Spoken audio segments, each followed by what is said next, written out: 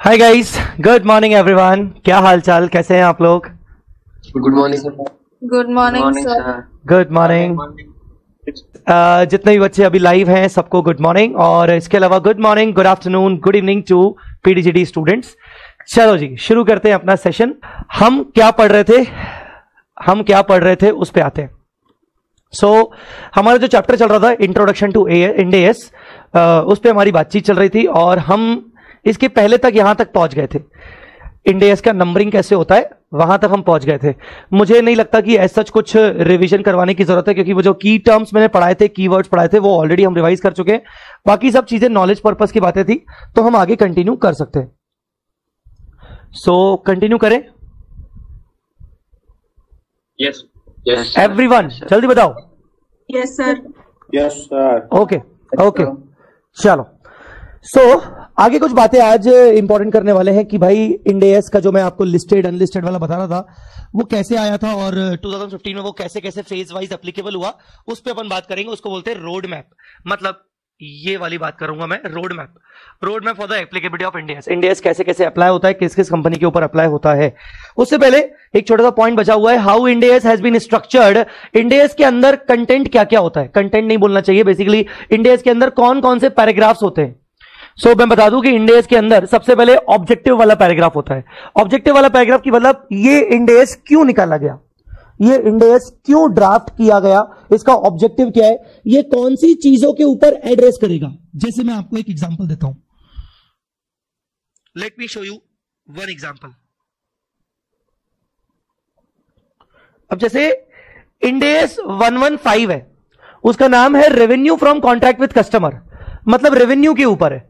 तो इसके सबसे पहले ऑब्जेक्टिव ही इसका पहले डिफाइन होता है कि भाई बेसिकली इसका ऑब्जेक्टिव क्या है इंड एएस 115 का। तो Ind AS 115 set the principle to apply, ऐसे ही जस्ट बता रहा हूं। Ind AS 115 set the principle to apply when reporting about the nature. किस चीज का नेचर? रेवेन्यू का नेचर क्या होना चाहिए, क्या क्या नेचर ऑफ रेवेन्यू डिफाइंड है इसके अंदर। अमाउंट, कैसे अमाउंट को हमें रिकॉर्ड करना है। टाइमिंग, रेवेन्यू को किस टाइम पर रिकॉर्ड करना है, अभी करना है कि बाद में करना है। और अगर रिकॉर्ड कर लिया तो उसकी अनसर्टेनिटी, बाद में अगर हमें लगा कि यार पैसे तो मिलेंगे नहीं, तो उसके बाद हमें उसको रिवर्स करना चाहिए क्या। तो रेवेन्यू और उससे जुड़ा हुआ कैश फ्लो के नेचर के बारे में, अमाउंट के बारे में, टाइमिंग के बारे में, अनसर्टेनिटी के बारे में ये बात करने वाला है इंड एएस 115। तो इसने अपना ऑब्जेक्टिव बता दिया कि भाई मैं मेरा फोकस एरिया क्या होगा। ऐसे हर इंड एएस में सबसे पहले ऑब्जेक्टिव डिफाइन होता है, मतलब द फोकस एरिया, कि मतलब ये इंड एएस कौन सी चीज को एड्रेस करने वाला है। ठीक है, आ रही है मेरी बात समझ में कि नहीं? यहां पर उन्होंने क्या लिखा है, what is the main purpose for which Ind AS is formed. Ind AS को किस पर्पस के लिए फॉर्म किया गया है। On a bird's eye view it mentions the issues dealt by it and what objective it seeks to achieve.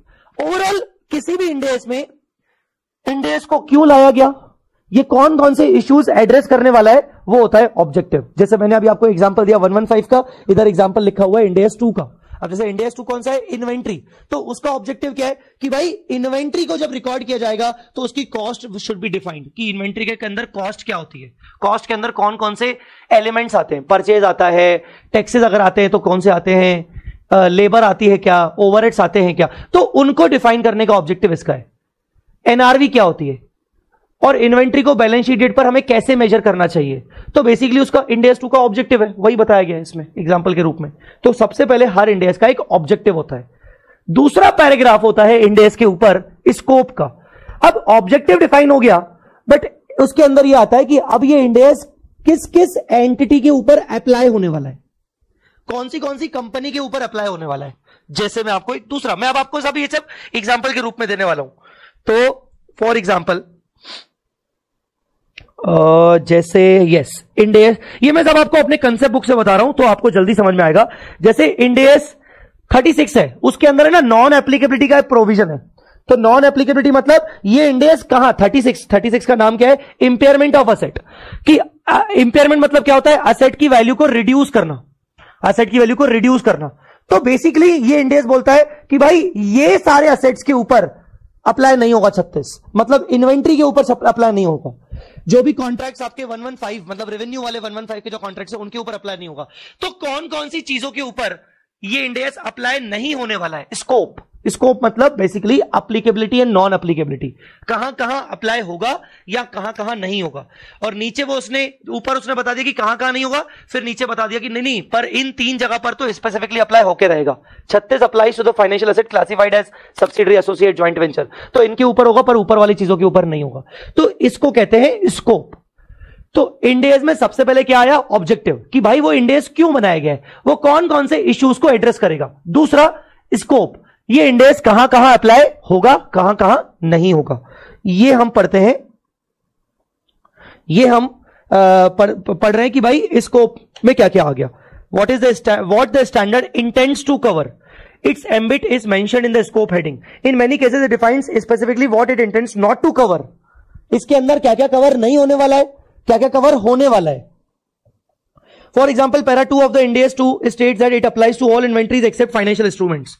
अब जैसे इंडेस 2 बोलता है कि ये हर प्रकार की इन्वेंट्री के ऊपर लगने वाला है, बट फाइनेंशियल इंस्ट्रूमेंट जैसे shares, equity shares, stock, debentures, अगर तुम्हारे पास ये सब ऐसा इन्वेंट्री है तो नहीं लगेगा, भले वो इन्वेंट्री है तुम्हारे लिए। तो इसका ये स्कोप इसने तय कर दिया। तो इंडेस अपना स्कोप बताता है। तो पहला चीज आता है, इंडेस का पार्ट होता है ऑब्जेक्टिव, इंडेस का दूसरा पार्ट होता है स्कोप, तीसरा पार्ट डेफिनेशन। अब आगे किसी भी इंडेस की अगर बात करें, अब सपोज इंडेस 2 की बात करें, तो इंडेस 2 आपको बचपन से पता है कॉस्ट और NRV whichever is lower, but what is cost, what is NRV, who is going to define it. ये इंडेस 2 को ही डिफाइन करना पड़ेगा कि भाई मैं जो आगे बातें करूंगा उसके लिए मुझे आज पहले डिफाइन करना पड़ेगा कि एनआरवी का मतलब क्या होता है। ठीक है, अब जैसे मैंने अभी आपको एक इंडेस 36 दिखाया, तो अब आप देखो रेलेवेंट डेफिनेशंस। इंडेस 36 के अंदर रेलेवेंट डेफिनेशन है कि भाई कैरिंग अमाउंट का मतलब क्या होता है, कैश जनरेटिंग यूनिट का मतलब क्या होता है, क्योंकि ये सब टर्म्स आगे यूज होंगे 36 के अंदर, तो वो सब डेफिनेशन में आ गए। तो इसका तीसरा पार्ट होता है रेलेवेंट डेफिनेशंस बताना, हर चीज को, हर कीवर्ड को डिफाइन करना जो कि बहुत ज्यादा इस इंडेस के अंदर यूज होने वाले, वो हर इंडेस में डेफिनेशंस आती है। अरे जो मैं बोल रहा हूं समझ में आ रहा है क्या? Yes, sir. Yes, sir. All right. कुछ बच्चे बाद में जुड़े हैं, शायद स्टार्टिंग में कुछ कम बच्चे थे, अभी बाद में मुझे थोड़े दिख रहे हैं, ज्यादा जुड़े हैं। सब लोग हैं, क्लियर हैं, सब लोग मेरे साथ अभी हैं? Yes, sir. All right. मैं अभी आया हूँ। आप अभी आए हो, तो बस हम यहीं से पढ़ना शुरू हुए थे, जो भी अभी आए हैं मैंने यहीं से पढ़ाना शुरू किया कि इंडेस स्ट्रक्चर कैसे होता है, इंडेस के अंदर कौन कौन सी चीजों के बारे में लिखा होता है। एक ऑब्जेक्टिव होता है, मतलब बेसिकली इंडेस का पर्पस, इंडेस क्यों बनाया गया, उसका ऑब्जेक्टिव क्या है, बेसिकली वो कौन सी चीजों को टारगेट करने वाला है। स्कोप, कहां एप्लीकेबल होगा कहां नहीं होगा, कौन कौन सी चीजों के अंदर एप्लीकेबल होगा। डेफिनेशन, उस पर्टिकुलर इंडेस के अंदर जो भी बातें होने वाली है, ट्रीटमेंट होने वाले हैं, मेजरमेंट्स होने वाले हैं, उसके अंदर एक बहुत इंपॉर्टेंट टर्म्स यूज होंगे, तो उन टर्म्स को डिफाइन करने के लिए इंडेस के अंदर डेफिनेशन वाला पार्ट होता है। The next part is the content of the standard, ये मेन पार्ट होता है। कंटेंट मतलब अब स्टैंडर्ड यहां से शुरू हो रहा है, बताना शुरू कर रहा है अपनी बातें कि भाई जैसे इंडेस 2 है इन्वेंट्री, वो बताना शुरू कर रहा है कि बेसिकली इन्वेंट्री का मेजरमेंट कैसे होना चाहिए, कॉस्ट और NRV whichever is lower. फिर चलो कॉस्ट की बात हो रही है, तो कॉस्ट के अंदर अब क्या क्या आएगा कि भाई कॉस्ट के अंदर परचेज कॉस्ट आएगा, उसके अंदर कन्वर्जन कॉस्ट आएगा, ओवरहेड्स आएगा, लेबर आएगा, फिर उसके अंदर अदर कॉस्ट आएगा कि नहीं, इंश्योरेंस आएगा कि नहीं, वेयर हाउस गोडाउन का रेंट आएगा कि नहीं। चलो ठीक है, ये कॉस्ट हो गई। अब कॉस्ट फाइंड आउट करने के कौन कौन से तरीके हैं, फीफो मेथड। मैं आपको इंडेस 2 का एग्जांपल इसलिए दे रहा हूं क्योंकि आप बहुत जल्दी समझ जाओगे। मैं अगर बाकी इंडेस जो बताऊंगा जो आपने इंटर लेवल पे नहीं पढ़े, तो हो सकता है समझने में प्रॉब्लम आएगी। तो ये होता है मेन कंटेंट। अभी जैसे फीफो मेथड पे कॉस्ट फाइंड आउट करें कि वेटेड एवरेज पे करें, या फिर जो दूसरे मेथड्स होते हैं, इंटर में आपने पढ़े थे retail price method, standard costing method. फिर आ गए एनआरवी पे कि एनआरवी को कैसे एस्टिमेट किया जाता है, एनआरवी के अंदर सेलिंग प्राइस कैसे माइनस होगा, एनआरवी किस दिन की ली जाएगी, ठीक है ना। तो ये सारी जो बातें चल रही हैं, ये होता है main content of the standard. Standard का मेन कंटेंट क्या लिखा है, it includes the main principles of the standard. ये सबसे मोस्ट इंपॉर्टेंट स्टैंडर्ड की जान होती है, और यही सारे के सारे बहुत सारे इसको कवर किया जाता है कई सारे डिफरेंट पैराग्राफ्स में, डिफरेंट पैराग्राफ्स में। तो ये पूरी जान होती है इंडेस की, content of the standard. It includes the main principle of the standard, it generally contains the principles of recognition. हाँ, ये इंपॉर्टेंट है। रिकॉग्निशन मतलब रिकॉर्ड कैसे करना है, मेजरमेंट, अमाउंट फाइंड आउट कैसे करना है, ठीक है ना। Subsequent measurement, balance sheet date पर हमें उसको कैसे रीमेजर करना है। सब्सिक्वेंट मेजरमेंट मतलब रीमेजरमेंट बैलेंस शीट डेट पर along with other standard specific contents grouped in the appropriate heading. तो कुल मिला के ये जो मेन कंटेंट है इसके अंदर रिकॉर्डिंग की बातें, मेजरमेंट की बातें और बैलेंस शीट डेट पर रीमेजरमेंट की बातें करवाई जाती है। अकाउंटिंग ट्रीटमेंट कुल मिला के तुम्हारी भाषा में इसके अंदर अकाउंटिंग ट्रीटमेंट डिस्कस होता है। मेरी बात समझ में आ रही है कि नहीं? हाँ, उसके बाद का कौन सा है आप मुझे बताइए, आपकी किताब में उसके बाद का कौन सा है? अभी मैंने एक्चुअली आईपैड को स्विच ऑफ करके स्विच ऑन किया है। डिस्क्लोजर। तो भाई कंटेंट पूरा यूज हो गया, ठीक है। कंटेंट के अंदर पूरे अकाउंटिंग ट्रीटमेंट्स आ गए, पूरे मेजरमेंट क्राइटेरिया आ गए। रिकॉग्निशन का मतलब होता है रिकॉर्ड करना, मतलब एंट्रीज वगैरह के पॉइंट ऑफ व्यू से। मेजरमेंट का मतलब होता है कि भाई उसको किस वैल्यू पर रिकॉर्ड किया जाए पहली बार। सब्सिक्वेंट मेजरमेंट मतलब बैलेंस शीट डेट पर किस वैल्यू पर मेजर किया जाए। अब डिस्क्लोजर क्या हो गया कि पूरा कंटेंट वो हो गया कि भाई यस कंटेंट का क्या करना है। अब बेसिकली डिस्क्लोजर मतलब आपने अकाउंटिंग तो कर ली, अब एक एंटिटी को अपने नोट्स अकाउंट्स में उस पर्टिकुलर इन्वेंट्री के रिगार्डिंग या फाइनेंशियल इंस्ट्रूमेंट के रिगार्डिंग या किसी लायबिलिटी के रिगार्डिंग कौन कौन से नेसेसरी डिस्क्लोजर्स करने जरूरी है ताकि यूजर्स को रियल पोजीशन समझ में आ जाए। तो उस इंड एस के अंदर फिर नेक्स्ट पार्ट डिस्क्लोजर वाला पार्ट होता है। जो नेक्स्ट पार्ट होता है दैट इज ऑफ डिस्क्लोजर वाला पार्ट। तो the next part is the disclosure. Content में क्या पढ़ा हमने? Includes the main principles of the standard. It generally contains the principle of recognition, measurement, subsequent measurement. Recognition record करना, measurement आपका value find out करना पहली बार, subsequent measurement मतलब balance sheet date पर उसकी वैल्यू फिर क्या होगी। अगर फिक्स असेट है तो डेप्रिसिएशन माइनस करने के बाद होना चाहिए, तो वो सब बातें करना। Disclosure this section covers what qualitative and quantitative information required to be disclose in the financial statements pertaining to the matter covered in the standard. Wherever applicable, it also contains a particular asset, liability, income, expense should be presented. कुल मिला के disclosure के अंदर कि भाई क्या क्या present करना है आपको असेट के बारे में और डिस्क्लोजर क्या क्या देने वो सब होता है। Next part of the end S is transitional provision. Transition मतलब तो वर्ड पता ही होगा आपको, ट्रांजिशन मतलब तो वर्ड पता ही होगा बेटा, क्या मतलब होता है? Yes sir. क्या मतलब होता है ट्रांजिशन का? Following in accounting rule. Following Indian as to Option of Ind AS for very good very good. जब हम पहली बार कोई इंड एस अप्लाई करते हैं, जब हम पुराने से नए सिस्टम में आते हैं, तो ये वही है। हर इंड एस जब जब इशू होता है तो उसके लास्ट में second last paragraph transitional provision होता है और इफेक्टिव डेट होती है। इफेक्टिव डेट मतलब कौन सी डेट से ये पर्टिकुलर इंड एस अप्लाई होने वाला है। और अगर आप इसको पहली बार अप्लाई करने वाले हो और आप पुराने किसी एएस से आ रहे हो तो आपको कौन कौन सी चीजों का ध्यान रखना है, कौन कौन सी चीजों के ऊपर हमने आपको एग्जम्पशन दिया है। जैसे 1 अप्रैल 2024 से मैं पहली बार इंड एस लगाऊंगा। इससे पहले मैं AS2 लगाता था, AS2 इन्वेंट्री। अब मैं इंड AS2 लगाऊंगा अपनी इन्वेंट्री के ऊपर 1 अप्रैल 24 से फॉर एग्जांपल। अब 1 अप्रैल 24 को ऐसा तो नहीं कि मैं अपना नया धंधा शुरू कर रहा हूं, नया बिजनेस शुरू कर रहा हूं, मेरे पास तो ओपनिंग इन्वेंट्री रखी होगी पहले से ही, और वो तो पुराने एएस के अकॉर्डिंग होगी, है ना। अब मान लो पुराने एएस के अकॉर्डिंग कॉस्ट के अंदर 2-3 चीजें आती हैं, purchase price, conversion cost, other cost. अब जो नया इंड एएस है उसने बोल दिया कि कॉस्ट के अंदर purchase cost, conversion cost, other cost तो आएगा ही आएगा, नो डाउट एट ऑल, पर मान लो बोरोइंग कॉस्ट भी आएगा। सपोज इसने बोल दिया कि एक और फैक्टर आएगा, बोरोइंग कॉस्ट, जबकि पुराने AS2 में हमने कोई बोरिंग कॉस्ट ऐड ही नहीं की थी ओपनिंग इन्वेंट्री में। हाँ ये बात है कि इन्वेंट्री बनाने के लिए हम लोन लेते हैं, हमारा ओडी यूज होता है, और हमारा जो इन्वेंट्री है वो बहुत अच्छा खासा टाइम लेता है। आपने ना सीए इंटर, सर जलील कर रहे हो, करूंगा। सीए इंटर में आपने AS16 बोरिंग कॉस्ट करके पढ़ा है, AS16 borrowing cost, qualifying asset. बेटा याद आ रहा है कि नहीं? हाँ कोई डिफाइन कर रहा था, बोलो बोलो बोलो। Qualifying asset, those assets which taking substantial period of time to get ready for its intended use or sale. To get ready for its intended, और जो पहली लाइन तुमने बोली वो ज्यादा इंपॉर्टेंट थी, वेरी गुड। Substantial time, कोई भी ऐसी asset जो अच्छा खासा समय ले, generally a period of 12 months, ऐसी कोई भी asset जो कि बनने में, रेडी होने में टाइम ले। कितना time? Substantial time. Substantial time generally 12 महीने। मान लो मेरी इन्वेंट्री क्वालिफाइंग एसेट है, टाइम लेती है। वाइन प्रोड्यूसिंग कंपनी हूं मैं, वाइन बनाता हूं, इट टेक्स टाइम, 16 से 18 महीने लग जाते हैं वाइन बनाने में, पूरा उसका टेस्ट एनहांस होने में, उसको बेचने के लिए 18 महीने लग जाते हैं। तो मेरी इन्वेंटरी क्वालिफाइंग एसेट है और उसके लिए मैंने फंड्स अरेंज करके रखे हैं, उसके ऊपर मुझे ब्याज देना पड़ता है, बोरिंग कॉस्ट। मान लो मेरा इंडेक्स टू बोलता है नहीं, इन्वेंटरी के अंदर बोरिंग कॉस्ट को ऐड करना पड़ेगा।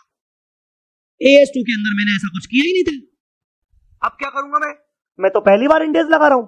मान लो इंडेक्स टू ने बोल दिया कि नहीं, आपको अपनी ओपनिंग इन्वेंट्री में इंटरेस्ट ऑन बोरोइंग कॉस्ट को ऐड करना पड़ेगा।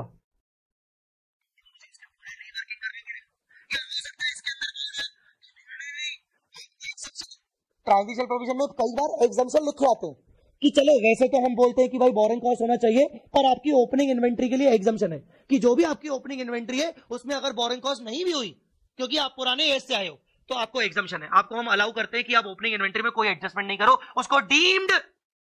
उसको डीम्ड कॉस्ट एज पर इंडेस मान लो, पर अब से लेकर जो भी नई इन्वेंट्री खरीदोगे उसके ऊपर तो आपको लगाना पड़ेगा। तो ये सब क्या है? ये सब ट्रांजिशनल प्रोविजन है। ट्रांजिशनल प्रोविजन में वो बताता है कि जब तुम पहली बार किसी असेट लायबिलिटी को इंडेस में लेके आ रहे हो तो क्या तुम्हें कोई एडजस्टमेंट्स करने हैं क्या? तुम्हें कोई उस टाइम पे कोई एडजस्टमेंट्स करने हैं क्या? इफ यस तो वो ट्रांजिशनल प्रोविजन में लिखे होंगे, नहीं करने हैं, कुछ एग्जम्पशंस दिए हैं तो वो भी ट्रांजिशनल प्रोविजन में लिखे होंगे। बच्चों मेरी बात समझ में आ रही है कि नहीं? जल्दी बोलो। Yes, sir. Yes, sir. Yep. That is called transitional provision. Transitional provision के ऊपर हर इंडेस के अंदर कुछ ना कुछ लिखा होता है, पर एक इनका सबका बड़ा बाप है, इंडेस 101। उसका नाम ही है first time adoption of Ind AS, कि जब तुम पहली बार सारे इंडेस पहली बार अप्लाई करोगे तो उस टाइम पे तुम्हें हर इंडेस के ट्रांजिशनल प्रोविजन की तो सुननी है, फिर अंत में तुम्हें मेरे पास आना है, मैं तुम्हें बताऊंगा कि अल्टीमेटली कैसे कैसे फॉलो करना है। तो वो एक 101 की बातें यहां पर तुम्हें दिख रहेगा, कहीं पर लिखी होंगी। तो ये होता है transitional provision. Last but not the least, appendices या अपेंडिक्स वगैरह इसको बोलते हैं। बेसिकली जो मैं कल आपके साथ बात कर रहा था, याद होगा आपको कि हर स्टैंडर्ड के बाद में उसके अपेंडिक्स लगे होते हैं। IFRS के अंदर इफ्रिक होते हैं, इफ्रिक इंटरप्रिटेशन के लिए, गाइडेंस नोट वगैरह के लिए, कोई चीज को डिफाइन करना है, विथ एग्जांपल देना है, तो बेसिकली उसके इफ्रिक्स होते हैं। वैसे ही स्टैंडर्ड के पीछे अपेंडिक्स होते हैं, तो सबसे लास्ट में जो उसका पार्ट होता है वो अपेंडिक्स वाला पार्ट होता है। इसमें कई सारे एक्सप्लेनेशंस होते हैं जिसको इंडेस के मेन कंटेंट में कवर नहीं किया गया है, पर मेन कंटेंट को समझाने के लिए उन्होंने एक सेपरेट अपेंडिक्स बना दिया। मेन कंटेंट को समझाने के लिए उन्होंने एक अपेंडिक्स बना दिया जिसके अंदर कई सारे आपको एक्सप्लेनेशंस मिलेंगे। कुछ चीजों को समझाने के लिए आपको कई सारी गाइडेंस मिलेंगी कि इसको कैसे अप्लाई करना है इंडेस को, ठीक है ना। कुछ टर्म्स को और ज्यादा अच्छे से डिफाइन किया जाएगा विथ एग्जांपल। डेफिनेशन तो ऊपर थी पर विथ एग्जांपल डिफाइन करने का तरीका। तो ये सब चीजें हैं। इसके अलावा IFRS से क्या क्या उसके डिफरेंसेस हैं वो भी आता है। हर इंडेस के अपेंडिक्स में आपको IFRS के डिफरेंसेस मिलेंगे, और ये हमारे नोट्स की बात नहीं कर रहा हूं, ये मेन जो MCA ने जो इंडेस इशू करके रखा है, मतलब बेयर एक्ट वाला, उसके अंदर की बात कर रहा हूं। बेयर एक्ट वाला, उसके अंदर आपको IFRS के कंपैरिजंस मिलेंगे और लास्ट में उसके इंटरप्रिटेशंस मिलेंगे। तो कुल मिला के ये पूरा स्ट्रक्चर होता है पूरे इंडेस का, ठीक है। चलो क्या क्या आता है इंडेस के अंदर, मुझे बताना क्या क्या आता है इंडेस के अंदर। Very good. ऑब्जेक्टिव कोई भी बोल सकता है, जल्दी जल्दी बोलो। स्कोप। वेट, स्कोप में क्या होता है? स्कोप में क्या होता है?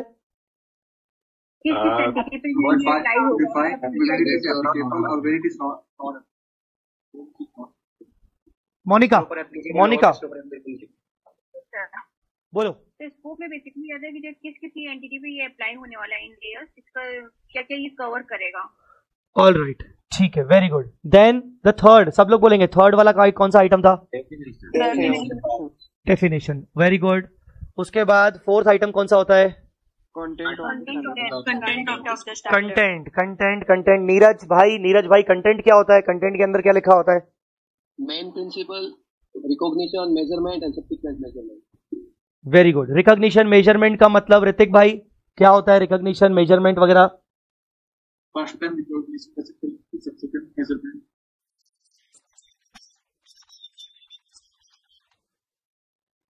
रिकॉग्निशन मीन्स कैसे रिकॉर्ड करेंगे, मेजरमेंट मीन्स उसकी फर्स्ट टाइम वैल्यू क्या होगी, और subsequent measurement means balance sheet date पे किस वैल्यू पे रिकॉर्ड करेंगे। Very good. चलिए, तो मेन कंटेंट हो गया। कंटेंट के बाद क्या आता है बेटा? डिस्क्लोजर्स। Very good, disclosures. उसके बाद क्या आता है बेटा? ट्रांजिशनल प्रोविजंस और उसका इफेक्टिव डेट, कि वो पर्टिकुलर इंड एज कौन सी डेट से अप्लाई होगा। और last but not the least क्या आता है? Last appendix. अपेंडिक्स के अंदर क्या क्या होता है बच्चों?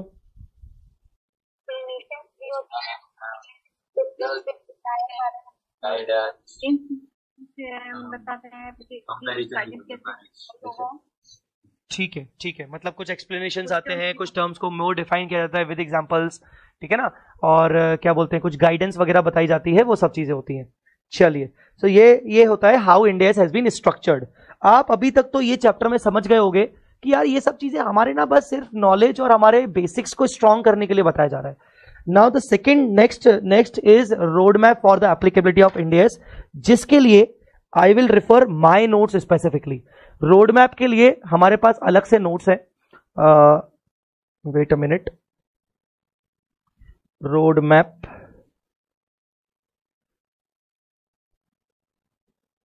मैं एडवांस में आपको शेयर कर देता हूं, बाद में आप रेफर कर सकते हो। So road map of Ind AS. जब इंड एज आया था तो उसकी कैसे एप्लीकेबिलिटी करवाई गई थी, उसको बोलते हैं road map of Ind AS. सुनना बहुत ध्यान से, थोड़ा सा इंटरेस्टिंग है, हालांकि थोड़ा सा पुराना वाला पार्ट है जो ऐसा रेलेवेंट नहीं है, पर कुछ कुछ पोर्शन इंटरेस्टिंग भी है। ध्यान से आप सुनिएगा। इंडिया सबसे पहले 2015 में आया। हम सब जानते हैं कि भाई उसका जो नोटिफिकेशन डेट है वो 16 फरवरी 2015 था। जब इंडिया आया तो 39 इंडियस लेके आया, साथ में 39 इंडियस लेके आया। उस टाइम पर इंडियस 115 और 116 नहीं थे, पर अब 115 116 हो चुके हैं, तो मैंने इंक्लूडिंग लिखा है। जब 2015 में आया था तो 115 नहीं था, 116 नहीं था, वो 114 लास्ट था उस टाइम पर। तो 2 इंडेक्स उसके बाद आए, मतलब 2015 के बाद। अब देखो तुम, अभी तक सिर्फ 2 स्टैंडर्ड अभी नए आए हैं अभी तक, ठीक है। जब वो आया था तब उस टाइम पर बैंकिंग कंपनीज के ऊपर अप्लाई नहीं होता था, इंश्योरेंस के ऊपर अप्लाई नहीं होता था, इवन एनबीएफसी के ऊपर भी अप्लाई नहीं होता था उस टाइम पर जब आया था। पर नाउ मैं आपको बता दूं कि एनबीएफसी के ऊपर अभी करंटली इंडेक्स अप्लाई होता है, उस टाइम पर अप्लाई नहीं होता था, ठीक है। अब जब फर्स्ट टाइम इंडेक्स आया तो इसको ऐसा नहीं बोला गया कि भाई सभी को इंडेक्स लगाना पड़ेगा, नहीं तो तकलीफ हो जाती, दिक्कत हो जाती। इन्होंने ना एक कंप्लायंस करने के लिए, इंडेक्स को अप्लाई करने के लिए इन्होंने फेजेस डिफाइन किए, फेज 1 फेज 2। इन्होंने 2 फेजेस में इंडेक्स को अप्लाई करवाया। फेज 1 में बड़ी कंपनीज जो होंगी वो अप्लाई करेंगी, और फेज 2 में जो थोड़ी सी छोटी होंगी वो अप्लाई करेंगी। बस 2 फेजेस में इंडेक्स को अप्लाई किया गया, करवाया गया, फेज 1 फेज 2। ये आपके लिए इंपॉर्टेंट है समझना। हो सकता है शायद इंटर लेवल पे थोड़ा बहुत आपने इसको पढ़ा हो, क्योंकि ये इंटर लेवल पे ओल्ड सिलेबस में जो इंटर आप पास करके आए उसमें भी था, ये उसमें भी था content.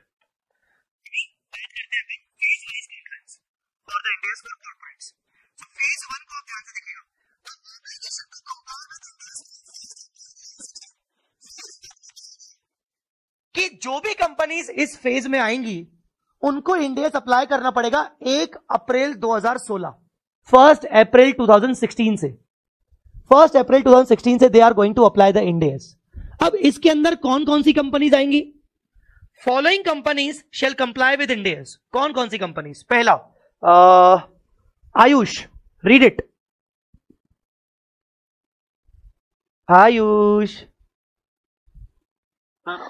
In accordance with clause of the sub-rule 1 of Rule 4 of the company's Indian Accounting Standard Rule 2015। वैसे पॉइंट नंबर 1 पढ़ना था, कोई बात नहीं, वैसे पहला पॉइंट पढ़ना था। Sorry sir. Company listed in process of listing except company listed on an SMW exchange, on stock exchange in India or outside India, having net worth of 500 crore or more। ठीक है, ठीक है। ऐसी कोई भी company जो listed है या लिस्टिंग की प्रोसेस में, पर वो अगर एसएमई एक्सचेंज में लिस्टेड है तो नहीं। एसएमई एक्सचेंज एक सेपरेट होता है, एक मेन एक्सचेंज होता है, और एक स्मॉल एंड मीडियम इंटरप्राइजेस के लिए एक सेपरेट एक्सचेंज होता है। अगर आपकी company small and medium entity है और वो एसएमई एक्सचेंज में लिस्टेड है तो नहीं, उसके ऊपर इंड एस नहीं लगेगा। तो मेन स्टॉक एक्सचेंज में अगर लिस्टेड हो या लिस्टिंग की प्रोसेस के लिए अप्लाई कर दिया है, चाहे वो स्टॉक एक्सचेंज इंडिया में है चाहे इंडिया के बाहर है, और नेटवर्थ तुम्हारी 500 करोड़ या उससे ज्यादा है, नेटवर्थ तुम्हारी 500 करोड़ या उससे ज्यादा है, तो तुम्हारे ऊपर इंड एस 1 अप्रैल 2016 से अप्लाई हो जाएगा। तो पहले फेज में कौन सी कंपनीज को लिया गया? कुल मिला के लिस्टेड कंपनीज को लिया गया जिनकी नेटवर्थ 500 से ऊपर है। सर कल तो आप कुछ बोल रहे थे कि सर लिस्टेड कंपनी तो हर प्रकार की लिस्टेड कंपनी आ गई। रुको ना यार, अभी ये फेज 1 है, अभी हम फेज 2 पे भी आएंगे।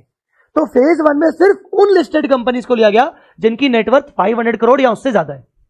Second, unlisted companies having net worth of more equal to और मोर देन 500 करोड़। वो पहली पॉइंट में लिस्टेड आ गया, दूसरी पॉइंट में आ गया अनलिस्टेड कंपनीज। मतलब कहीं ना कहीं ये सिर्फ बड़ी बड़ी कंपनीज को टारगेट कर रहे हैं जिनकी नेटवर्थ 500 करोड़ से ज्यादा है या 500 करोड़ टच है, पर छोटी कंपनीज को फॉलो नहीं कर रहे, 500 से नीचे वालों को वो फेज 1 में ला ही नहीं रहे। तो तुम भी अनलिस्टेड कंपनी हो, चलेगा।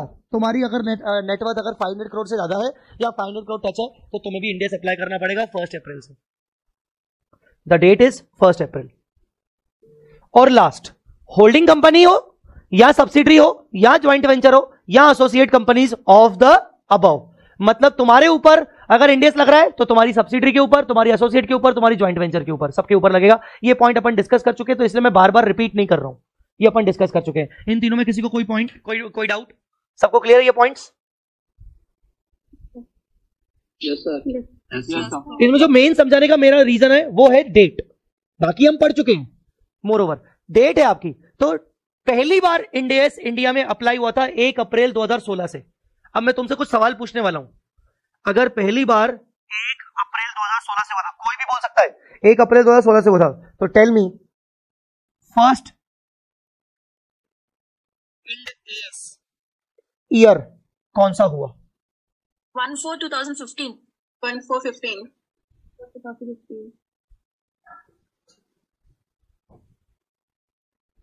1/4/15 2016-17 16 होगा क्योंकि 15 में ट्रांजिशन डेट हो जाएगा।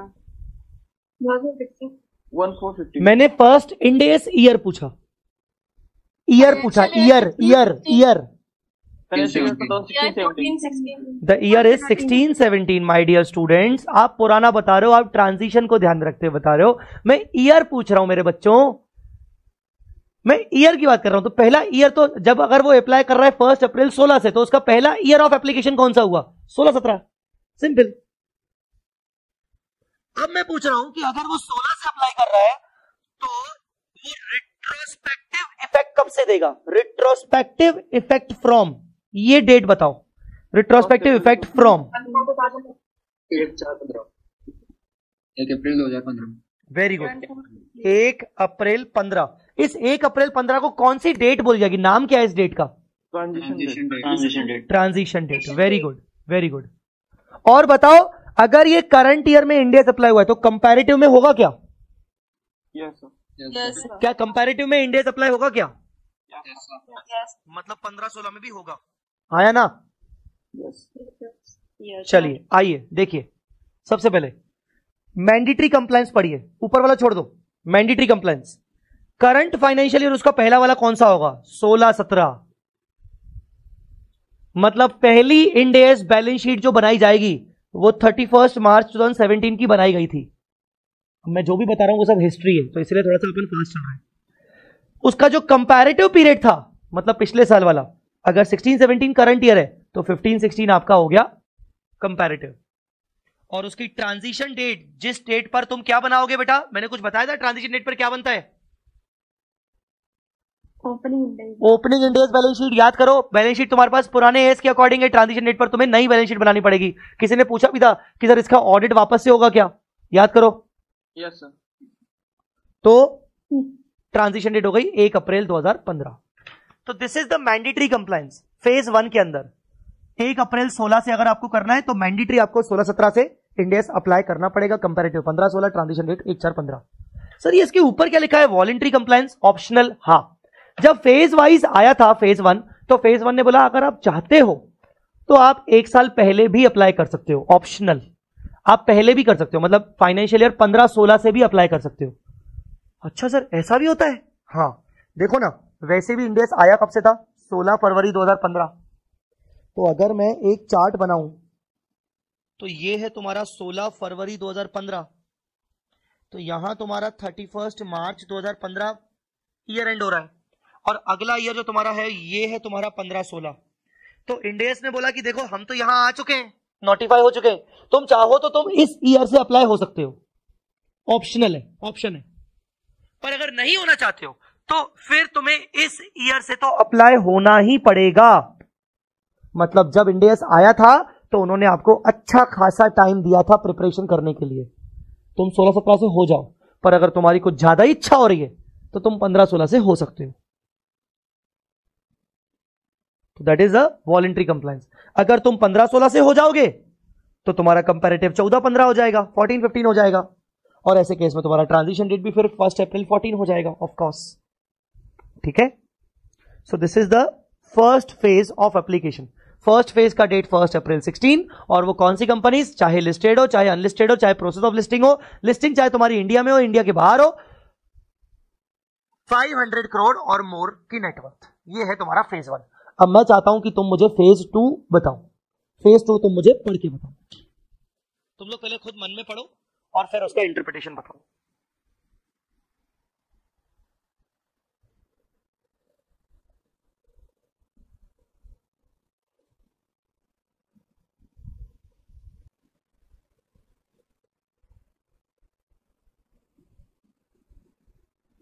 Can I?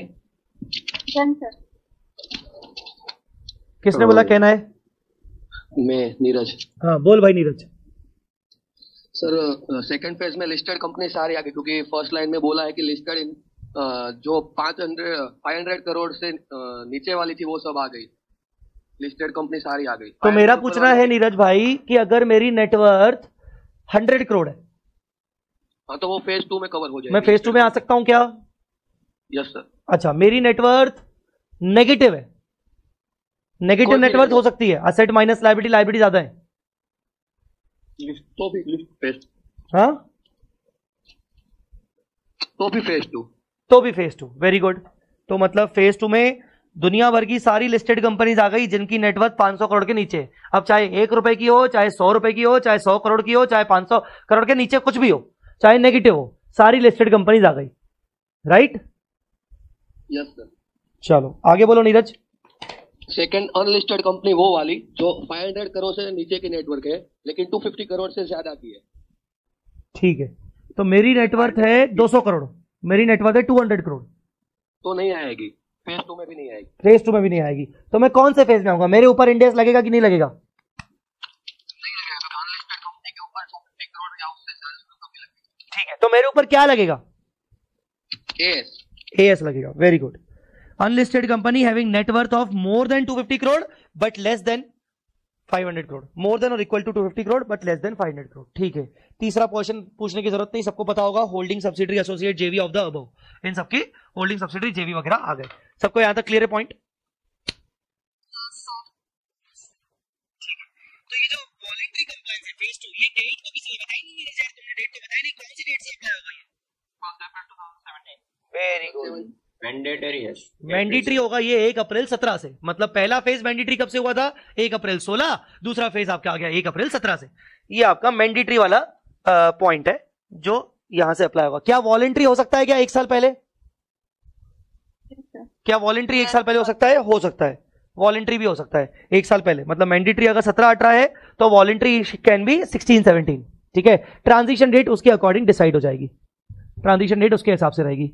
बेटा is it clear, is it done?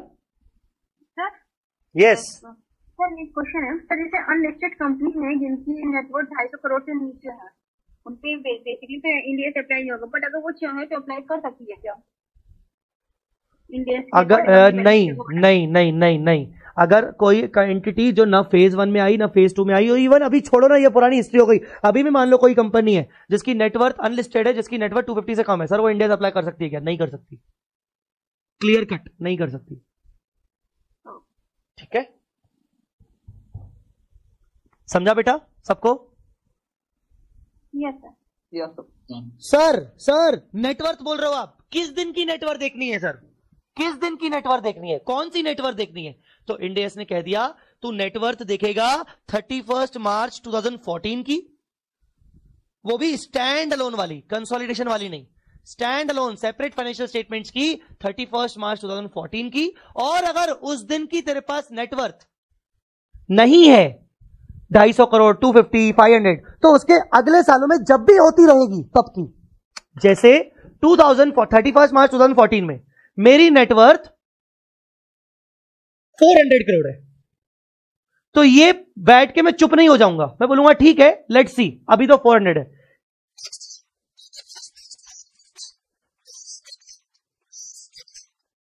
501 crore हो गई, 501। मैं बोल रहा हूं 31 मार्च 14 को my net worth was 400, but 31 March 15 को my net worth becomes 501 crore. Tell me phase 1 किस दिन से अप्लाई होने वाला है? फेज वन किस दिन से अप्लाई होने वाला है? फेज 1 किसी की आवाज क्यों नहीं आ रही मेरे को? 16, 17. मैं दिन बोल रहा हूं, दिन डेट बोल रहा हूं, डेट 1 April 2015. 1 अप्रैल 16। वेरी गुड, 1 अप्रैल कहां लिखा है? ये रहा 1 अप्रैल 16। तो सुनो बहुत मजे की बात कि सबसे पहले तो तुम नेटवर्थ 31 मार्च 14 की चेक करोगे। अगर तुम्हें उस दिन की नेटवर्क कम लग रही है कोई बात नहीं, अभी भी 1 अप्रैल 16 में टाइम है, तो 31 मार्च 15 में क्या तुम्हारी नेटवर्क 500 क्रॉस हो गई? हाँ, तो भी तुम फेज 1 में आ जाओगे, तो सर फिर 31 मार्च 14 बोलने का मतलब क्या था? मतलब इसीलिए था कि नोटिफिकेशन देखो किस दिन आया था, 16 फरवरी 15 को, और नेटवर्थ किस दिन की चेक करनी है? सबसे पहले 31 मार्च 14 को, मतलब नोटिफिकेशन आने से पहले की डेट, ताकि कोई भी कंपनी अपने फाइनेंशियल स्टेटमेंट में चेंजेस ना कर पाए। जानबूझ के ये किया गया कि नोटिफिकेशन हम जिस दिन ला रहे हैं उस दिन साला कंपनीज के ऊपर मैंडेटरी करवाना है, और अगर हमने नेटवर्थ की डेट बोल दी फर्दर फ्यूचर वाली, तो भैया कंपनीज ना विंडो ड्रेसिंग करेंगी, अपने आप को इंड एस फॉलो नहीं करवाने देंगी, वो जानबूझ के थोड़े बहुत एडजस्टमेंट करेंगी, एक आध साल के लिए पोस्टपोन करवा देंगी। तो बेटर है साला उनके ऊपर अटैक करो ये बोल के कि 31 मार्च 14 की नेटवर्थ देखी जाएगी। वो तो वो ऑलरेडी ऑडिटेड बैलेंस शीट होगी उनकी, ऑलरेडी होगा उनका, तो वो कुछ कर ही नहीं सकते, ऑडिटेड बैलेंस शीट को वो कुछ कर नहीं सकते, तो इसीलिए उनके ऊपर अप्लाई करवाने के लिए, मैंडेटरी अप्लाई करवाने के लिए उनको डेट दी गई 31 मार्च 14। पर ये भी प्रोविजन साथ में लिया गया कि यार ऐसी भी तो बहुत सारी कंपनी हो सकती है जिनकी 31 मार्च 14 को नेटवर्थ कम हो पर जस्ट अगले साल उनकी ज्यादा हो जाए, ऐसा भी तो हो सकता है। तो बोला गया कि भाई 31 मार्च 14 की नेटवर्थ प्रायोरिटी में नहीं है उस टाइम पे, फॉलो तुम फेज 1 में नहीं आ रहे हो, फेज 2 में नहीं आ रहे हो, तो 31 मार्च 14 के बाद जो भी बैलेंस शीट्स बनेंगी उस बैलेंस शीट्स की नेटवर्थ तुम्हें चेक करते रहना है। तो 31 मार्च 15 में मान लो मेरी 501 हो गई, still I will be covered under phase 1 only, because अभी फेज 1 का मैंडेटरी वाला डेट अभी आया नहीं है, तो उससे पहले जो भी मेरी नेटवर्थ बढ़ गई तो मैं आ जाऊंगा फेज 1 में। कुछ आया समझ में कि नहीं? Yes. मैं एक सवाल पूछ रहा हूं आप सबसे, 31 मार्च 14 में नेटवर्थ वाज 400, 31 मार्च 15 में नेटवर्थ वाज 420, 31 मार्च 16 में नेटवर्थ बिकम 501 करोड़। बताओ मैं फेज 1 में हूं कि फेज 2 में हूं? Phase 2. Phase 2. सोचो ध्यान से, फेज 1 की डेट कब से अप्लाई हो रही है? फेज 1 की डेट कब से अप्लाई हो रही है? 1 अप्रैल 16। Phase 1 sir. 16 से पहले क्या नेटवर्थ किसी भी तरीके से 500 करोड़ क्रॉस हो चुकी है क्या? 1 अप्रैल 16 से जस्ट पहले क्या मेरी नेटवर्थ क्रॉस हो चुकी है क्या? Yes, sir. Yes. हाँ या ना? Yes, sir. Phase 1. फेज 1 बेटा, phase 1 still I am into phase 1 because 31 March 16 पे मेरी क्रॉस हो गई, I have to follow phase 1 in any way, समझा? अगर यहां 499 होता, चलो अब बोलो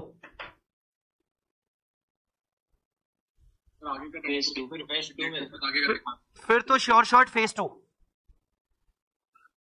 समझा कि नहीं समझा? Yes. Yes sir. तो आपको नेटवर्क चेक करनी है 31 मार्च 14 और उसके बाद की। अब देखो जो भी अपन पढ़ रहे हैं वो सब हिस्ट्री है ना, तुम्हें इसके ऊपर कोई क्लाइंटल मिलने वाला है, सबका तो पुराना हो चुका है ना। सर आप तो ना एक काम करो, ये जो हिस्ट्री पढ़ा रहे हो उसके साथ साथ करंट सिचुएशन बताओ। सर करंटली क्या होता है? करंट का सिंपल है भाई, इन्होंने 2 फेजेस में डिफाइन कर लिया, इसका मतलब 2 फेजेस के अकॉर्डिंग अब हमें समझ में आ गया ऑल लिस्टेड, पहली बात। तो दूसरा समझ में आ गया all unlisted having net worth of 250 crore और मोर। तो करंट स्टेटस बिल्कुल क्लियर है, जो मैं आपको पिछली क्लासेस तक ऑलरेडी पढ़ा चुका हूं कि बेटा अगर कोई भी कंपनी है जो लिस्टिंग में जा रही है उसको पहले दिन से इंडिया अप्लाई करना पड़ेगा। कोई भी कंपनी जो अनलिस्टेड कंपनी है जिसकी नेटवर्थ एक बार बस 250 से 250 टच हो जाए, अगले साल से उसको किसी भी हाल में इंडिया लगाना पड़ेगा। ये करंट सिचुएशन है, ये आपके क्लाइंट्स के लिए अभी करंट सिचुएशन ये है। पुराना क्या तुम अभी अपन रियल लाइफ में क्या अप्लाई कर पाएंगे इस चीज को? कुछ भी अप्लाई नहीं कर पाएंगे। ठीक है, द नेक्स्ट इज नेटवर्थ का कल मैंने फॉर्मूला लिखवाया था आपको। यस सर, कल नेटवर्थ का फॉर्मूला लिखवाया था ना आपको, ये वही फॉर्मूला लिखा हुआ है पर उसके नीचे नोट लिखा हुआ है। नोट को ध्यान से देखो, ESOP reserve and capital reserve made out of government grant shall be the part of net worth for the purpose of calculating India's applicability. ये इंपॉर्टेंट है, मैं आ रहा हूं आपके डाउट पर ऋतिक। यस, तो ESOP reserve and capital reserve made out of the government grant will be the part of the net worth for the purpose of India's applicability. तो net worth निकालते वक्त आपको ESOP रिजर्व, सर ये ESOP रिजर्व क्या होता है बेटा? इंटर में तुमने पढ़ा था ESOP का चैप्टर, उसके अंदर हम एंट्री करते थे employ compensation expense account debit to employ stock option outstanding. याद करो, वो जो एम्प्लॉय स्टॉक ऑप्शन आउटस्टैंडिंग करते थे उसको हम रिजर्व एंड सरप्लस में रखते थे, तो वो रिजर्व भी तुम्हारे नेटवर्थ का पार्ट बनेगा। दूसरा capital reserve made out of government grant, तुम सीए इंटर में पढ़ते थे AS12 गवर्नमेंट ग्रांट, और उसमें तुम पढ़ते थे कि अगर तुम्हें कोई ग्रांट मिली है वो प्रमोटर्स कॉन्ट्रीब्यूशन वाली, ठीक है ना, प्रमोटर कॉन्ट्रीब्यूशन वाली ग्रांट मिली है तो उसको तुम कैपिटल रिजर्व में डालोगे, वो बेसिकली तुम्हारा ये वाला कैपिटल रिजर्व है, तो वो भी तुम्हारे नेटवर्थ में आएगा। तो ध्यान रखना कि ESOP रिजर्व और कैपिटल रिजर्व भी तुम्हारे नेटवर्थ में आएगा, ये इंपॉर्टेंट है। हाँ Hrithik, from unlisted company net worth जितना भी पुराना देख सकते हैं। ऋतिक मैं आपका डाउट समझा नहीं, आप ऑडियो यूज करो। लिस्टेड कंपनी के लिए 250 तक का जो टर्नओवर है, नेटवर्थ है, वो कभी कभी कब कभी देख सकते हैं ना सर? कब कभी मतलब वही 31 मार्च 14 के बाद कब कभी?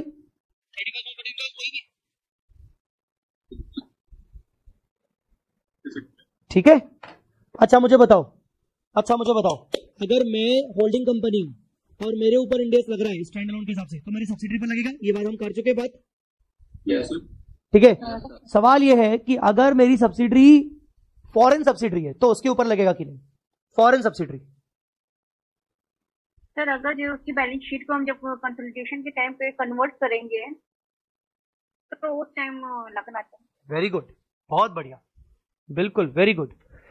चलो इस पॉइंट को किसने अभी बोला, अभी जवाब किसने दिया? मोनिका। पढ़ो इस पॉइंट को और सभी लोग देखेंगे।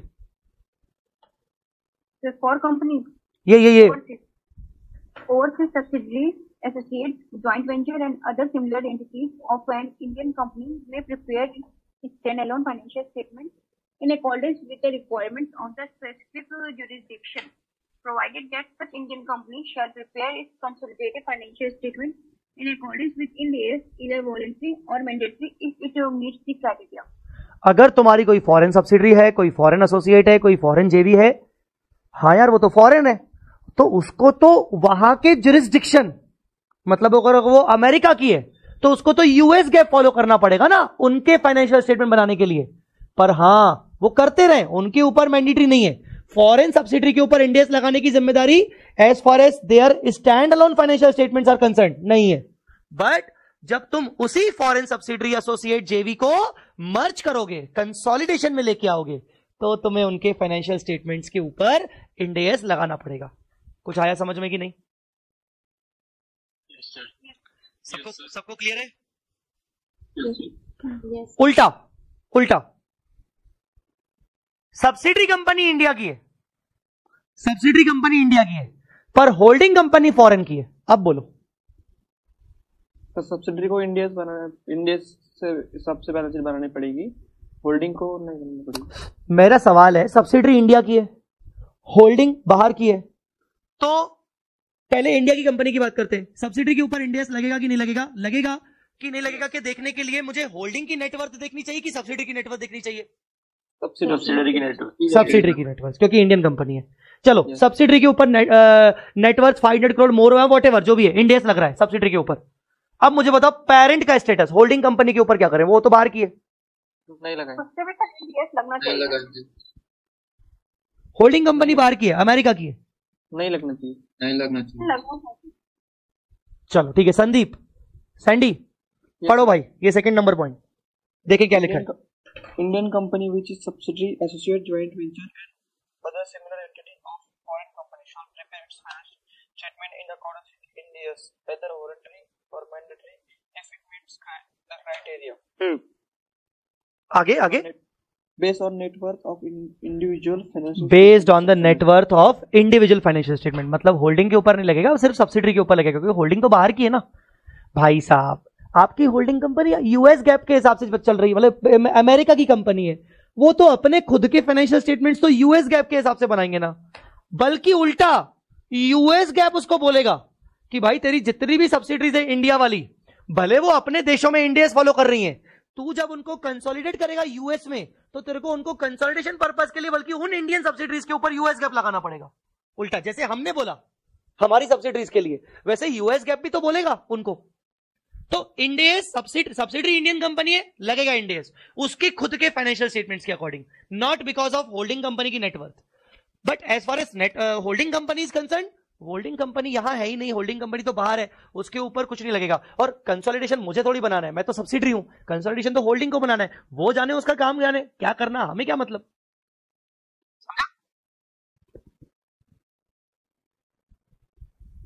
बोलो भाई समझा गया? तुम लोग जवाब देने में बहुत टाइम लगाते हो, ऐसा मत करो। Listing status shall be checked only in the first year of Indians. Sir मतलब एक कंपनी लिस्टेड थी, बाद में अनलिस्टेड हो गई, एक कंपनी लिस्टेड थी, इंडियस लग गया, बाद में अनलिस्टेड हो गई, और अनलिस्टेड होते वक्त उसकी नेटवर्थ भी 200 करोड़ है। अब बताओ सर, इंडियस हटा दे? नहीं सर, लगाना पड़ेगा, लगाना पड़ेगा। बताता है कि एक बार लिख के Ind AS once applied shall always be applied, Ind AS once applied shall always be applied, ठीक है। ये बहुत जबरदस्त है, इस पे केस स्टडी है, मैं अभी आपसे इस पे सवाल पूछने वाला हूं, ये वाला पॉइंट। सब्सिडरी एसोसिएट जेवी status shall be checked only in the first year of India's financial statement, in the first year of India's financial statement, subsidiary associate JV shall be checked only in the first year of India's financial statement। मेरा सवाल आपसे ये है कि जैसे phase 1 आ रहा है 16-17 से, ठीक है ना, फेज 1 16-17 मतलब 1 अप्रैल 2016 से आ रहा है। नेटवर्थ मुझे देखनी है 31 मार्च 14 पे। मान लो 31 मार्च 14 पे मेरी नेटवर्थ थी 600 करोड़, बताओ मैं फेज 1 में आ गया? सिंपल क्लियर, मैं फेज 1 में आ गया? हाँ, और अगर मैं फेज 1 में आ गया तो मेरे सब्सिडरी कंपनीज भी आ गए? Yes sir. अब मेरे पास 3 सब्सिडरीज हैं, subsidiary A, subsidiary B, subsidiary सी। मेरे पास 3 सब्सिडरीज हैं, कब से? 31 मार्च 14 से। तो 31 मार्च 14 में मेरी इंडिविजुअल नेटवर्थ 600, मेरी सब्सिडरीज है, उनके नेटवर्थ से मुझे कोई मतलब नहीं है, क्योंकि उनके ऊपर तो इंडियस लगेगा ही लगेगा इररिस्पेक्टिव। अब सब्सिडरी ए को मैंने 14-15 में ही बेच दिया, खत्म कर दिया, 14-15 में खत्म कर दिया। सब्सिडरी ए को मैंने 14-15 में ही खत्म कर दिया। सब्सिडरी बी को मैंने 15-16 में खत्म कर दिया, खत्म मतलब बेच दिया, अब वो मेरी सब्सिडरी नहीं है। और सब्सिडरी सी को मैंने 2 अप्रैल 2016 में बेच दिया। I have 3 subsidiaries, subsidiary A, subsidiary B, subsidiary C. Subsidiary A dispose कर दिया, कब? 15 जो भी डेट है, 15 जून 2014। बी को मैंने डिस्पोज कर दिया 15 सितंबर 2015, और सब्सिडरी सी को मैंने डिस्पोज कर दिया 2 April 2016। All my 3 subsidiaries are disposed of. अब वो मेरी सब्सिडरीज नहीं बची, मैं पेरेंट कंपनी हूं, 600 नेटवर्थ है, मुझे तो इंडेस लगाना है। मेरी 3 सब्सिडीज थी उस टाइम पर 31 मार्च में, तो कायदे से मेरे 3 सब्सिडीज के ऊपर इंडेस लगना चाहिए फर्स्ट फेज में से। पर फर्स्ट फेज शुरू कब हो रहा है, मैं आपको हिंट देता जा रहा हूं। फर्स्ट फेज शुरू हो रहा है 1 अप्रैल 16। उससे पहले पहले ही या उसके बाद में भी, ये वाली डेट देखो, और उसके पहले पहले ही मैंने सब्सिडरीज को डिस्पोज ऑफ कर दिया। अब वो मेरी सब्सिडरीज कंपनीज नहीं है। ये वर्ड लिखा है, सब्सिडरी एसोसिएट जेवी status shall be checked only in the first year of Ind S financial statement. मुझे बताओ सब्सिडरी ए के ऊपर इंड एस लगेगा कि नहीं? नहीं लगेगा। Very good. क्यों नहीं लगेगा?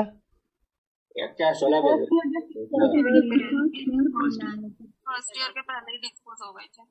करेक्ट। फर्स्ट ईयर कौन सा है हमारा फर्स्ट ईयर कौन सा है? 16-17। आपको तो भाई साहब 1 अप्रैल 16 पे चेक करना है आपके पास कोई सब्सिडरी है कि नहीं, उसी पे लगेगा बस। तो बताओ, चलो अब बहुत सिंपल हो गया। सब्सिडरी ए के ऊपर इंडेस लगेगा कि नहीं लगेगा? नहीं लगेगा। द आंसर इज नहीं लगेगा बेस्ड ऑन होल्डिंग। पर अगर इसकी खुद की इंडिविजुअल नेटवर्थ 500 से ऊपर है तो अलग बात है, पर बेस्ड ऑन होल्डिंग नहीं लगेगा। राइट? एम आई राइट? हाँ, सब्सिडरी भी लगेगा कि नहीं लगेगा? नहीं लगेगा। नहीं लगेगा क्योंकि फर्स्ट ईयर अभी आपका 16-17 है। बताओ जी सब्सिडरी सी लगेगा। सर सब्सिडरी सी की नेटवर्थ, सब्सिडरी सी जो है वो अनलिस्टेड है और नेटवर्थ है 100 और आपने डिस्पोज किया है 2 अप्रैल को। बताओ लगेगा कि नहीं लगेगा? लगेगा। बेचारी सब्सिडरी बोलेगी फंसा दिया साले तूने, मेरे को बेच भी दिया, अब मेरी नेटवर्थ भी 250-250 से कम है तो भी मेरे को लगाना पड़ा है क्योंकि 1 तारीख को मैं तेरी सब्सिडरी थी। लगेगा इसमें। समझा गया? चलो वेरी गुड। तो आपको स्टेटस चेक करना है फर्स्ट ईयर के अंदर।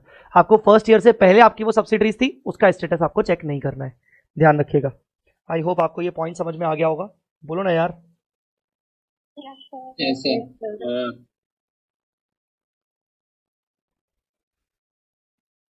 अच्छा, नेटवर्थ कौन सी चेक करनी है, स्टैंड अलोन वाली कि कंसोलिडेटेड वाली? Stand alone. और अगर स्टैंड अलोन वाली चेक करनी है तो फिर इंडियाज भी स्टैंड अलोन पे लगेगा ना, कंसोलिडेशन पे फिर नहीं लगेगा। मतलब स्टैंड अलोन वाली नेटवर्थ वाली देखी, अप्लाई कर दो इंडियाज, पर जब मैं कंसोलिडेशन बनाऊंगा तो मैं एएस के अकॉर्डिंग कंसोलिडेशन बना सकता हूं। राइट? नहीं? चलो ठीक है, इसको पढ़ो। मैं ही पढ़ देता हूं। Ind AS once required to be complied with in accordance with companies Indian accounting standard rule 2015 shall apply to both standalone and consolidated financial statements. ठीक है? क्लियर? नेक्स्ट इस पॉइंट में वही लिखा है कि नेटवर्थ आपको 31 मार्च 14 की देखनी है और एग्जिस्टिंग कंपनी जो कि आगे चल के फर्स्ट टाइम बना रही है अपनी बैलेंस शीट 31 मार्च 14 के बाद, उसकी नेटवर्थ उसके बाद की देखनी है अगर आपको 31 मार्च 14 की नेटवर्थ नहीं है तो। ऑलराइट, आप एक काम करो,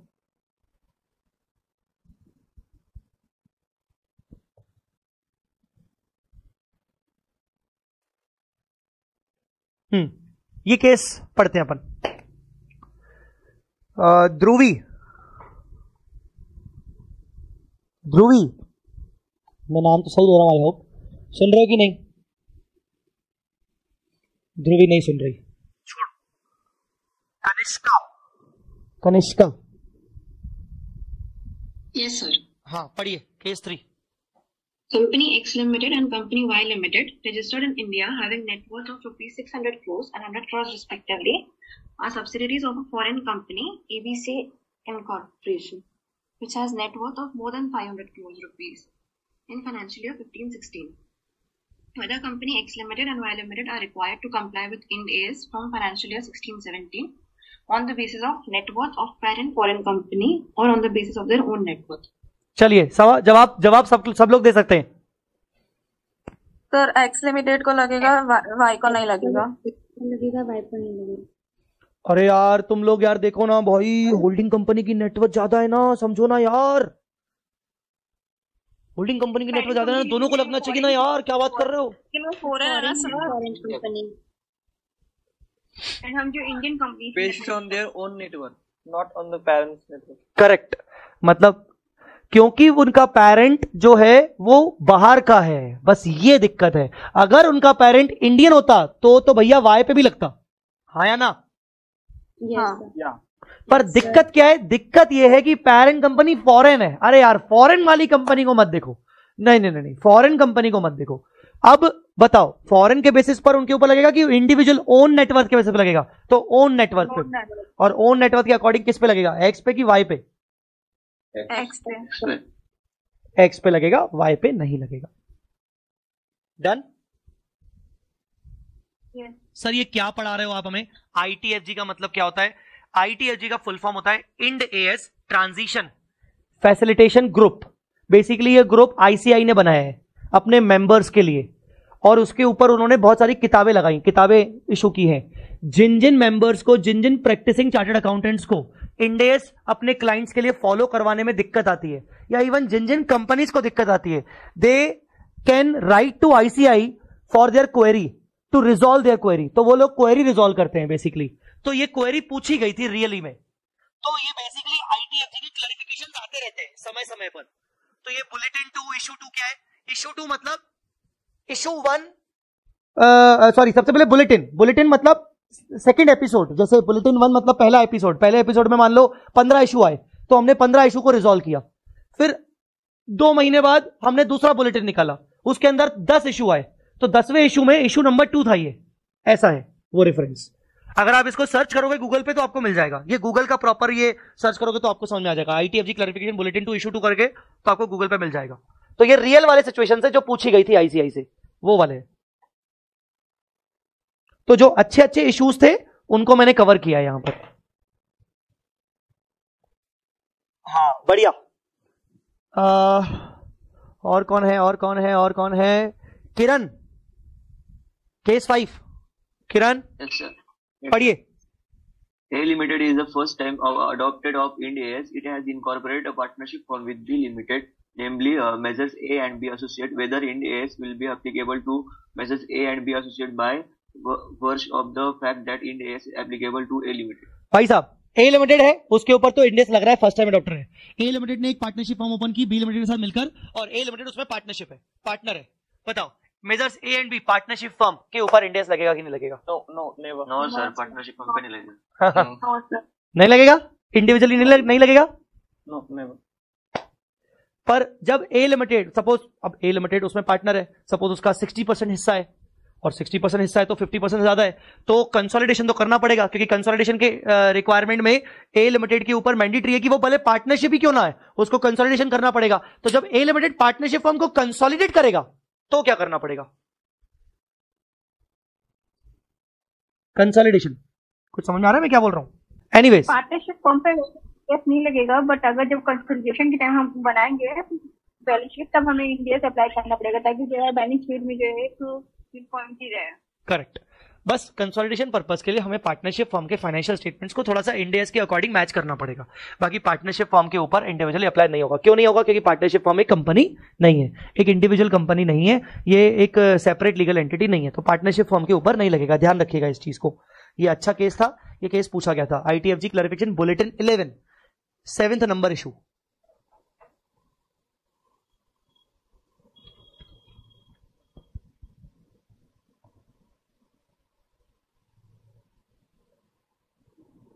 बाकी ठीक है, बाकी अपन बाद में भी कर सकते हैं थोड़े थोड़े। चलिए, यहां तक आपको रोड मैप क्लियर है सबको? बेटा यहां तक रोड मैप क्लियर है? Yes sir. Yes sir.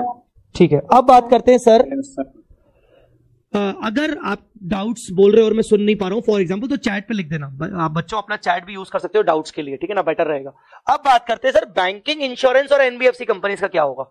Banking, insurance, NBFC company. I am giving you 3-4 minutes, ठीक है ना। मेरे को कॉफी पीना है, मेरी कॉफी ठंडी हो रही है। तो आपको बैंकिंग, इंश्योरेंस, NBFCs और रिलेटेड कंपनीज की एप्लीकेबिलिटी सामने आपके है, ठीक है ना। ये लो, इतना पेज कर दिया मैंने आपके सामने। आप उसको थोड़ा सा 2-4 मिनट आपको मैं दे रहा हूं, आप रीड करो और देन वील डिस्कस।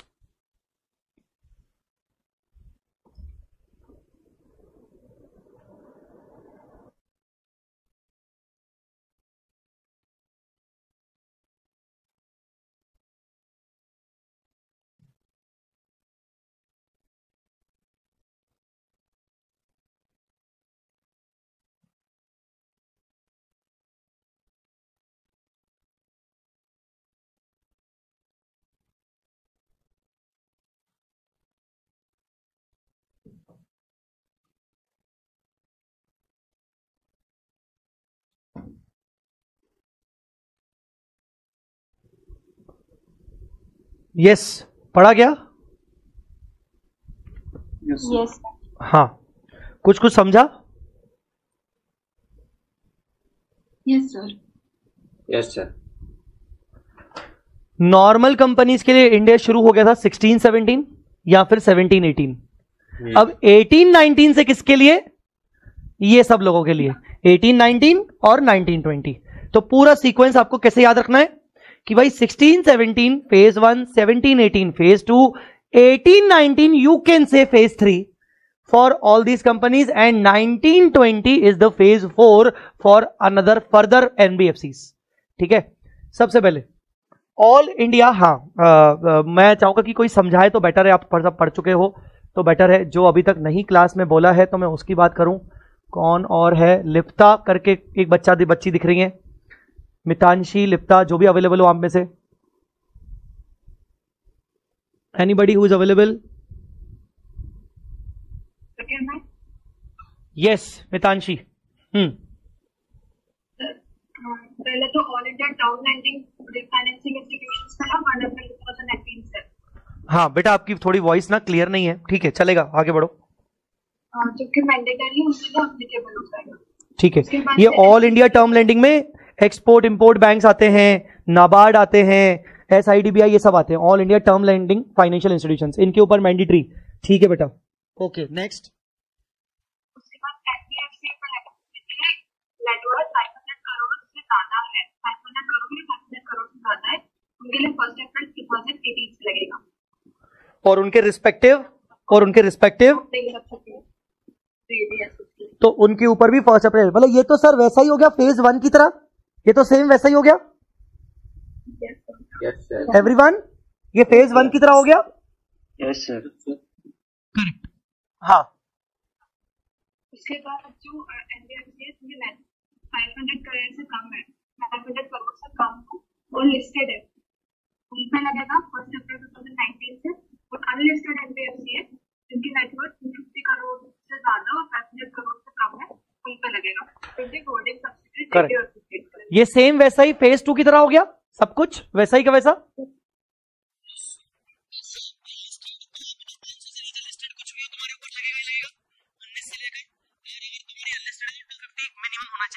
जिसके लिए इंडियस लगेगा ही लगेगा, बाकी holding subsidy associate joint venture तो आएगा ही आएगा। चलो भाई, 2 हो गए, तीसरा। हाँ बोलो बेटा। इंश्योरेंस कंपनी पे अभी नहीं लगेगा, तो IFRS 17 कंफर्म का फाइनलाइजेशन ऑफ लगेगा। IFRS 17 और हमारे देश में उसका कौन सा आने वाला है बताओ? हमारे देश में कौन सा आने वाला है उसका? इंडिया 17 की 117, 17 की 117। तो जिस दिन हमारा ये आएगा तब इंश्योरेंस कंपनी से बात की जाएगी कि भैया आप तो लगाओ। चलो नेक्स्ट। बैंक का भी अभी नहीं लगेगा जब तक नोटिस नहीं आएगा RBI का, उसके बाद बैंक। सिंपल है, इसको पोस्टपोन किया गया है, फर्दर नोटिस बस बोल दिया गया। अरे फर्दर नोटिस की भी ना लंबी कहानी है एक्चुअली। इससे पहले RBI 2 या 3 नोटिस और निकाल चुका था, पता है क्या बोल के, कि जब पहली बार इंडिया से आया था ना, जब नोटिफिकेशन आया था 16 फरवरी 2015 का, तो RBI ने नोटिस निकाला था कि it will be applied with effect from 1 अप्रैल 18। फिर ये लोग तैयार नहीं हो पाए क्योंकि वो बैंक्स के मर्जर चल रहे थे ना। आपको याद होगा 18-19 के टाइम पर सेंट्रल गवर्नमेंट ने प्रपोज कर दिया था कि सारे बैंक्स को मर्ज करना है। याद करो, SBI सारे मर्ज हो गए थे। फिर रिसेंटली 2 साल पहले फिर बैंक्स के मर्जर्स हुए थे, बहुत सारे बैंक्स दूसरे बैंक के साथ मर्ज हो गए थे, इफ यू रिमेंबर। याद है तुम लोगों को? Yes sir. तो RBI ने ना ये मर्जर्स के नाम पर फॉरवर्ड कर दिया। और इंटरनल बातें ये हो रही थी कि एक्चुअली बैंक्स ना पूरी तरीके से रेडी नहीं थे इंडियाज के लिए। उसका रीजन क्या था? आपने इंटर में बैंकिंग का चैप्टर पढ़ा है बेसिकली, उसमें आपने NPA के प्रोविजंस पढ़े हैं, नॉन परफॉर्मिंग असेट्स। NPA के प्रोविजंस अगर आपको याद हो तो स्टैंडर्ड, सब स्टैंडर्ड, डाउटफुल, याद है कि नहीं? उसमें परसेंटेज है NPA के। एक्चुअली जो इंडियस आ रहे हैं और इंडियस के अंदर जो NPA के प्रोविजंस हैं, हाँ इंडियस के अंदर NPA के प्रोविजंस हैं फाइनेंशियल इंस्ट्रूमेंट में, आपको पढ़ाऊंगा, हमारे सिलेबस में है। इंडियस के अंदर जो NPA के प्रोविजंस हैं वो बहुत तगड़े हैं, खतरनाक है। तो बैंक्स एक्चुअली रेडी नहीं हो रहे उसको फॉलो करने के लिए, नहीं तो हर एक बैंक की पोल खुल जाएगी पूरा। जब वो लोग बनाएंगे इस तरीके से तो उनकी बैंड बच जाएगी। तो एक्चुअली अंदरूनी बात यह है कि banks are not actually ready for the Indians. वो चाहते हैं कि थोड़ा सा उनके अकॉर्डिंग अमेंडमेंट्स किए जाएं। तो वो रेडी नहीं हो पा रहे। सो बेसिकली इस कारण से आरबीआई ना ये तीसरी बार पोस्टपोन किया। पहली बार 18 के लिए था फिक्स, फिर दूसरी बार उनका 19-20 के लिए फिक्स था, फिर आरबीआई ने बोल दिया भाई माफ करो, फर्दर नोटिस। अब हम आगे नहीं बताएंगे कि कब से, बस फर्दर नोटिस। फर्दर आप ये गूगल पे जाके चेक करोगे ना, आपको लिटरली यही लैंग्वेज मिलेगी। नोटिफिकेशन आरबीआई का नोटिफिकेशन डेटेड 22/3/19 का नोटिफिकेशन चेक करना, literally you get the same information. मैं अभी आपके सामने ही दिखा देता हूं। लाइक मेरे को तो पढ़ते वक्त हंसी आ गई कि यार ये क्या बोल रहे हैं।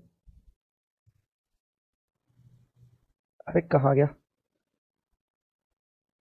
आरबीआई नोटिफिकेशन डेटेड, क्या डेट बोली थी मैंने? 22/3/19, 22 मार्च 2019।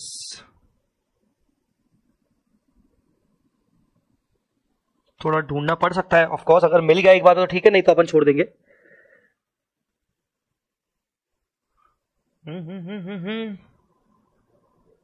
नहीं ये किसके हैं पुराने वाले?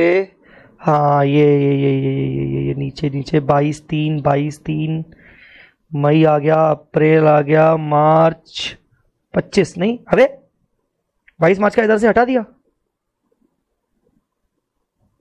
इधर नहीं है पर है, मतलब ठीक है। अब हम टाइम वेस्ट नहीं करना चाहेंगे, बट डेफिनेटली आपको मिल जाएगा अगर थोड़ी सी मेहनत करोगे तो। सो फर्दर नोटिस के लिए उन्होंने आगे बढ़ा दिया। सो अंदरूनी बात है कि बैंक एक्चुअली रेडी नहीं है और वो चाहते हैं कि इंडियस में थोड़े से उनके अकॉर्डिंग रूल्स बनाए जाए, अमेंड किए जाए।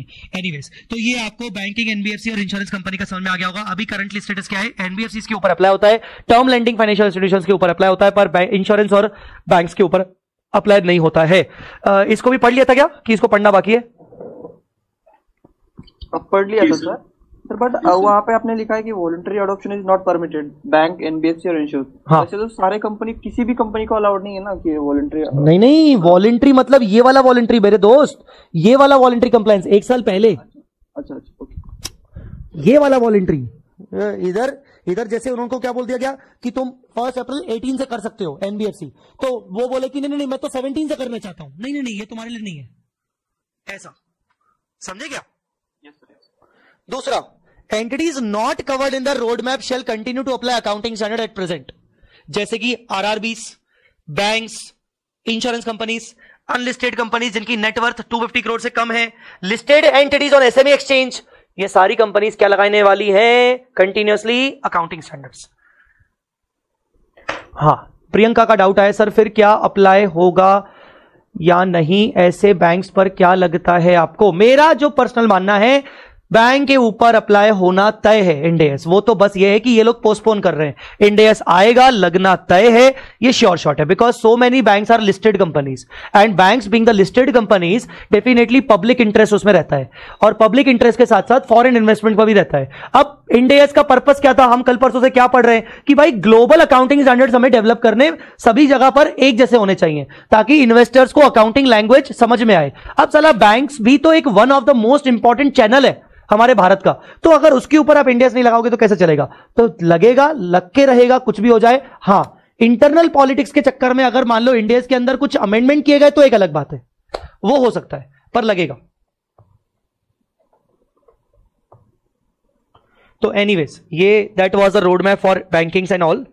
इसके अलावा अब मैं आपको, ये हमारा हो गया रोड मैप। वापस अपन चैप्टर पे आते हैं जो मैंने आपको पढ़ाया। So basically road map we covered for listed entities, we covered phase 1, जो फेज 1 है वही मैंने आपको पढ़ाया। ये फेज 1 का वही एप्लीकेशन है, 15, 16, 17 वॉट एवर कैसे कैसे आपको देखनी है, फेज 2 हमने पढ़ा चीजों को, फेज 2 का एप्लीकेबिलिटी कैसे होगा, किस तरीके से होगा, वगैरह वगैरह। मैं आपको एक छोटा सा होमवर्क देना चाहता हूं पढ़ के आने को आपकी इसी किताब से।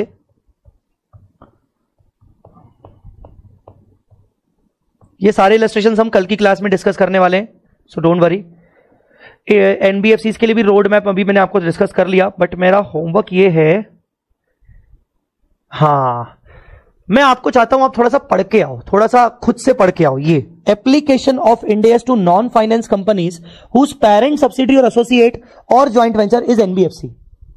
मैं एनबीएफसी हूं और मेरी सब्सिडरी नॉन एनबीएफसी है, मतलब कोई उसको कोई फाइनेंस कंपनी है ही नहीं, मैं एनबीएफसी हूं और मेरी एक सब्सिडरी है जो कि एक मैन्युफैक्चरिंग कंपनी है, उसका बैंकिंग से कोई रिश्ता नहीं है, या मैं एक मैन्युफैक्चरिंग कंपनी हूं और मेरी सब्सिडरी एनबीएफसी है। समझ में आ रहा है मैं क्या बोल रहा हूं? Yes sir. ये पोर्शन आपको पढ़ के आना है, ये मैं जानबूझ के नहीं पढ़ा रहा हूं, ये ऊपर आपके ऊपर छोड़ रहा हूं। ये होमवर्क, ये आपका होमवर्क है आज का। Application of Ind AS to non finance, non finance मतलब नॉन बैंकिंग, नॉन फाइनेंस, जो फाइनेंसिंग का काम नहीं करती। और अगर वो parent subsidiary associate joint venture है, या तो उसकी एनबीएफसी, जो पेरेंट सब्सिडरी है वो खुद अपने आप में एक एनबीएफसी है, तो ऐसा रिलेशन अगर होगा तो कैसे चलेगा, उसके ऊपर आपको ये पढ़ के आना है। इलस्ट्रेशन भी है तो आप इलस्ट्रेशन के सहारे थोड़ा सा समझ सकते हो। तो यहां तक आप पढ़ के आओगे, मुझे कल समझाओगे। बैंकिंग इंश्योरेंस कंपनीज का रोड मैप मैं आपको बता चुका हूं, ठीक है।